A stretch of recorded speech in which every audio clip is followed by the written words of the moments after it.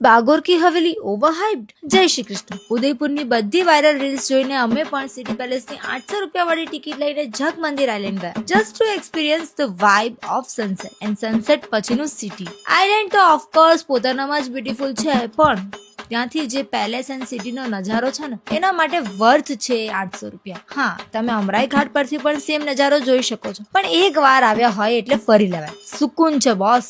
ને જેવી સાંજ પડી, વ્યૂ જોઈને you will forget all your દુઃખ દર્દ પીડા, but don't forget to take after sunset વાળી બોટ, બાકી you will miss the view. પેલેસમાંથી બહાર નીકળીને we decided to try our luck. કાલે તો અમને ટિકિટ ના મળી, પણ કદાચ આજે મળી જાય. લકીલી એક એક્સ્ટ્રા શો હતો આજે, એટલે 1 કલાક લાઈનમાં ઉભા રહ્યા પછી ટિકિટ મળી. 125 રૂપિયા પર પર્સન. પાછી આગળ બેસવામાં લાઈન. મને તો ઓવરહાઇપ્ડ જ લાગતું હતું. ગેટ ખુલ્યા, એકદમ આગળની સીટ મળી ગઈ ને શો સ્ટાર્ટ થયો. એક પછી એક બધા ફોક ડાન્સ થયા, ફોક પરફોર્મન્સીસ થયા વિથ લાઈવ મ્યુઝિક ને એમ્બિયન્સ પણ એવું કે એકદમ રજવાડા જેવી વાઇબ. સૌથી વધારે દિલ તો લાસ્ટ પરફોર્મન્સે જીતી લીધું. માથા પર 7 માટલાને બેલેન્સ કરવા એટલે આઈ વોઝ રોંગ.